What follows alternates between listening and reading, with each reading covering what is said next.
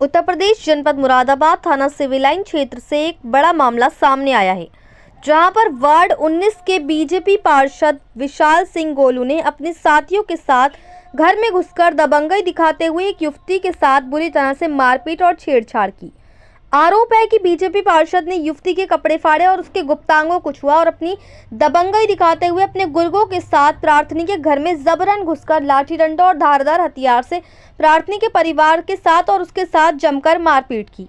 वहीं आप वीडियो में भी साफ देख सकते हैं कि किस तरह से बीजेपी पार्षद छत पर से चढ़कर दबंगई दिखाता हुआ नजर आ रहा है। ये देख सकते हैं बीजेपी पार्षद की दबंगई। क्या घर में घुसकर बीजेपी पार्षद किसी के साथ भी मारपीट और छेड़छाड़ कर सकते हैं? क्या उन्हें ये लाइसेंस मिला हुआ है? वहीं आरोप है कि उपरोक्त आरोपी लोग प्रार्थनी को जान से मारने की धमकी देकर गए। वहीं बीजेपी पार्षद ने धमकी दी कि हम बीजेपी के कार्यकर्ता हैं, सरकार हमारी अपनी है, कोई हमारा कुछ नहीं बिगाड़ सकता। ये देख सकते हो बीजेपी पार्षद की दबंगई। वहीं प्रार्थनी का आरोप है कि अगर ये पार्षद है तो इसका मतलब ये नहीं कि किसी के घर में घुसकर इसी तरह से बदतमीजी करेंगे। वैसे तो ये बेटी बचाओ बेटी पढ़ाओ का नारा देते हैं, लेकिन इस तरह से बेटियां मारी जाती हैं, इतने बड़े बड़े हादसे हो जाते हैं, उसके बाद पुलिस पहुंचती है। बाद में पुलिस क्यों पहुंचती है? सिर्फ पंचनामा भरने के लिए। प्रार्थनी का कहना है कि हमने इतने प्रार्थना पत्र दे रखे हैं, लेकिन उस पर आखिर क्यों कोई कार्रवाई नहीं हो रही है? सिर्फ इसलिए कि वे बीजेपी पार्षद है। वहीं प्रार्थनी ने आज तंग आकर एसएसपी महोदय को प्रार्थना पत्र दिया है। आरोप है कि उक्त पार्षद शुरू से ही गुंडा है और उसने गुंडा राज फैला रखा है। यह बीजेपी पार्षद अपराधी है, तो क्या इसी तरह से आम जनता इसका अत्याचार सहती रहेगी?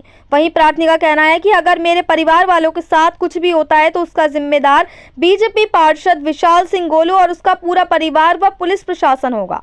आरोप है कि रेल चौकी के सिपाही प्रार्थनी के घर में लोग तोड़कर घुस गए, जबकि आरोपी लोग बैठे हुए थे, लेकिन पुलिस उन्हें क्यों नहीं लेकर गई और पुलिस ने प्रार्थनी का मेडिकल तक नहीं कराया। प्रार्थनी की थाने पर कोई भी सुनवाई नहीं की गई। मुरादाबाद से परवेज अंसारी की रिपोर्ट।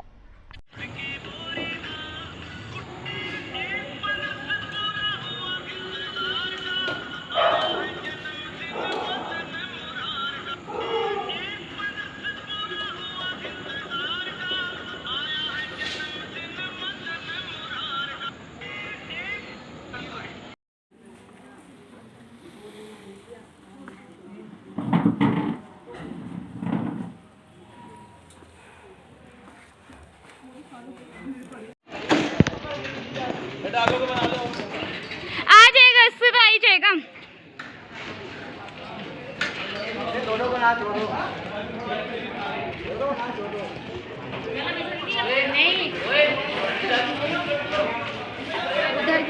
उधर की बना ली बुआ।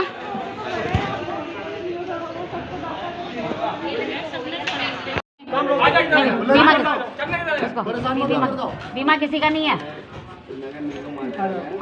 वीडियो बना ले तू। मैं भी वीडियो बना ही रही हूँ। ये फालतू के लोग क्यों बोल रहे हैं फिर? हाँ, जो बोल रहे हैं वो नहीं बोल रहे। फालतू के लोग यहाँ ज्यादा टांग अड़ा रहे हैं अपनी। बीमा करा के आया होगा अपना। ये सारे बीमा करा के तो आए, जो फालतू के छज्जे सबके ही निकल रहे हैं यहाँ। खड़ी बोलो, खड़ी तू बार-बार खड़ी बोलो किसी को। कब बोला? ज्यादा कब बोला? कब बोला? हाँ, तू सबसे बड़ा मंत्री बना है, तू फिर रहा है। नहीं ये फालतू बोल रहे हैं, तू कुछ नहीं। अभी तो खड़ी बोले ही नहीं। अभी तो खड़ी बोले, किसने सुना? सबसे पहले तो इसी ने बोल रहा है ये। किसने और ने सुना? अब तुम इधर से बच जाओ। हाँ चल अपने काम। मेरा नाम है राखी, मैं अशोकनगर जानवर के अस्पताल के पीछे से हूँ।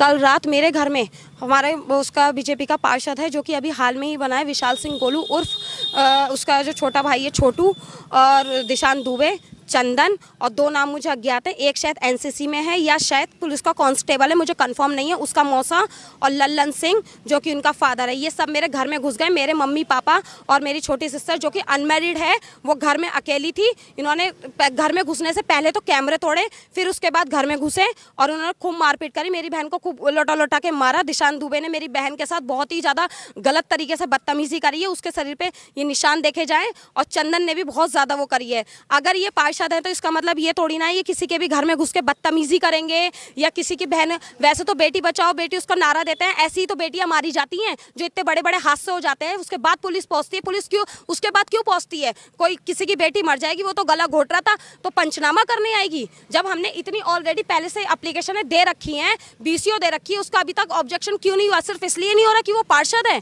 इसका मतलब आम भाजपा से। अगर हम आम जनता हैं तो आम जनता की कोई सुनवाई नहीं होगी। आम जनता बेवकूफ़ है, ऐसी इन लोगों के अत्याचार सहती रहेगी। कितना उसने इतना गुंडा राज फैला रखा है, हमारा सड़क से निकलना दुश्वार कर रखा है। कल उसके फादर ने मेरे फादर का रास्ता रोक लिया, जबकि मेरे पापा सीधे साधे हैं, इसलिए वो बेचारे घर में चुपचाप आ गए। लेकिन उन्होंने फिर उसके बाद घर में घुस के हमारा सारा कैमरा वैमरा सब तोड़ दिया। और मुझे उनकी गिरफ्तारी चाहिए जल्द से जल्द, क्योंकि अगर मेरी सिस्टर या मेरी मम्मी मेरे पापा के साथ कोई भी दुर्घटना होती है तो इसके जिम्मेदार विशाल सिंह गोलू और उसकी पूरी फैमिली व पुलिस प्रशासन होगी, क्योंकि अभी तक मेरी कोई सुनवाई नहीं हुई है। और मैंने जो कुछ मेरा सामान है वो मुझे वापस चाहिए, जो वो लेकर गए हैं अभी तक। चौकी हमारी लगती है रेल, हाँ, थाना लगता है सिविल लाइन। चौकी पे हम नहीं गए थे, चौकी से ऑलरेडी 2 पुलिस वाले आए थे। मैं अपने मम्मी पापा को लेकर हॉस्पिटल जा रही थी, लेकिन मैं किसी कारणवश रास्ते में से वापस आई तो मैंने देखा, मैं घर अपना लॉक करके गई थी, उसके बावजूद भी लॉक खोल के पुलिस वाले मेरे घर में घुस गए। और जब मैंने घर में घुसी तो मैंने पुलिस वालों को अपने घर में पाया। मतलब एक तो हमारे साथ ही गलत हुई, हमारे साथ ही गलत हुआ और हमारे ही घर में घुस के वो चेकिंग कर रहे थे। किस बात की वो कर रहे थे? सामने तो और भी लोग बैठे, सामने तो वो सारे लोग बैठे हुए थे जिन्होंने ये हरकत करी थी, उनको क्यों नहीं लेके गई पुलिस? मैंने तो ये बात कही। उल्टा और हमसे ये कहा जा रहा, आप थाने चलो, चौकी चलो। हमसे बहुत ज्यादा अभद्र और बहुत ही गलत व्यवहार किया गया। लेपर्ड पुलिस बुलाई गई, लेपर्ड पुलिस उल्टा हम पर ही आरोप लगाने लग गई कि तुम ही लोग हो, तुम्हें हम गिरफ्तार करेंगे। मैंने कहा ठीक है, आपसे गिरफ्तार करा जाए तो कर लीजिए। मैं इसलिए यही दरखास्त देने एसएसपी सर के पास आई हूँ कि क्या हमारी सुनवाई नहीं होगी। मैं ये मांगती हूँ कि क्या बोलते हैं, उनकी जल्द से जल्द गिरफ्तारी हो, मेरा जो कुछ नुकसान गया है उसकी भरपाई हो, मेरे कैमरे वापस किए जाए, मेरा डीवीआर वापस किए जाए, मेरी मदर की बाली वापस किए जाए, जो एक फ़ोन और जो मेरी एलईडी लेके गए हैं वो सब मेरा वापस किया जाए। कैमरे का मेरा पूरा सिस्टम तहस नहस करके गए हैं।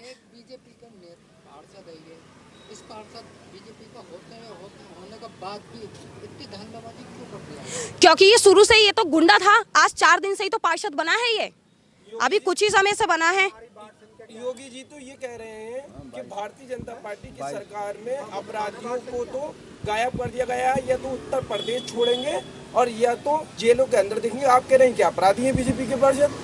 भाई ये वाला तो पार्षद अपराधी है, बाकी का तो मैं कह नहीं सकती। अगर ये अपराध, जब हम इस चीज का प्रूफ दे रहे हैं, मेरे पास सीसीटीवी फुटेज है उसकी, और वो राशन भी चोरी करता है, वो बोरियों पे बोरियां लेके जा रहा था। क्या पार्षद राशनों की बोरियां लेके जाते हैं? उनका राशन कार्ड क्यों नहीं अभी तक निरस्त किया गया? इसका मतलब वो गुंडा राज फैला रहा है, अपनी दबंगाई से वहां से राशन ले रहा है। किस बेस पे ले रहा है? क्या पार्षद इतना गरीब होता है? पार्षद का राशन लेने का मतलब ही क्या होता है? 4 पहिए वाहन वाले के पास राशन कार्ड कैसे हो सकता है? मुझे इस बात का जवाब चाहिए। इसी बात से वो खिलच गया था, क्योंकि ये सब हमारे कैमरे में ऑलरेडी रिकॉर्ड हो चुका था, इसीलिए उसने सबसे पहले कैमरे तोड़े, फिर वो हमारे घर में घुसा। अपनी उसकी मौसी भी सामने, हमारे घर के जस्ट दूसरा मकान उसकी मौसी का है। बहुत ज़्यादा, क्योंकि वो लड़की मेरे घर में अकेली रहती है और मेरा एक छोटा बच्चा है जो कि 1.5 साल का है। मैं सर्विस करती हूँ, इसलिए अपने बेटे को भी घर छोड़ के जाती हूँ। ऐसे तो भविष्य में कोई भरोसा नहीं है, ये कब किसको मार दे। मेरी सिस्टर भी मारी जा सकती है, मेरे बेटे को भी कुछ भी किया जा सकता है। बहुत ज़्यादा मारपीट करी, बहुत ज़्यादा छेड़। आप खुद देखिए, अगर मेरी सिस्टर का आप मेडिकल करवाइए, देखिए इसके कितनी चोटें आई हुई हैं, किस कदर मारा गया है इसे। तो आपने मेडिकल नहीं कराया? मेडिकल कैसे करवाते? पुलिस वाले सुनेंगे तभी तो मेडिकल करवाया जाएगा। पुलिस वाले मेडिकल नहीं करा रहे? तो थाना टोटली उन्हीं की बात सुनता है, हमारी बात सुनते ही नहीं है। हम थाने कई बार गए हैं, हमारी कोई सुनवाई नहीं होती है, इसलिए हम हार चुके हैं। कल हम एसपी सिटी सर के पास गए थे, तो उन्होंने हालांकि उनको लाइन पर लिया था जो वहाँ के इंचार्ज थे, चौकी इंचार्ज, लेकिन उन्होंने तो उल्टा हम पे ही आरोप लगाते हुए ये कह दिया। और एसपी सिटी सर बोले कि आप घर जाओ, हम जांच पड़ताल करेंगे, जब होगा देखी जाएगी। जाके सो हमने ये कह दिया कि क्या बोलते हैं, अगर हमारी जान को पीछे से कोई हानि होगी तो इसका जिम्मेदार कौन होगा? तो उन्होंने ये बात बोली कि कुछ नहीं होगा, जाओ भागो यहाँ से, कुछ नहीं होने का। अब ये है, हम जाँच करवाएंगे पहले। अगर इतनी देर में तो वो जाँच ही करवाते रह जाएंगे, दूसरा इंसान तो जान से चला जाएगा, इनकी तो जांचें ही हो जाएंगी। अगर मेरी सिस्टर को कुछ हो जाएगा तो ये अपनी जांचों से उसे वापस ला देंगे। मेरे फादर को कुछ हो जाएगा तो क्या इनकी जांचें मेरे फादर को वापस ला देंगी? मैं ये जानना चाहती हूँ बस। मुझे हर हाल में उसकी गिरफ्तारी चाहिए। अगर वो पार्षद है तो इसका मतलब ये नहीं है कि वो हम पे गुंडा राज करेगा।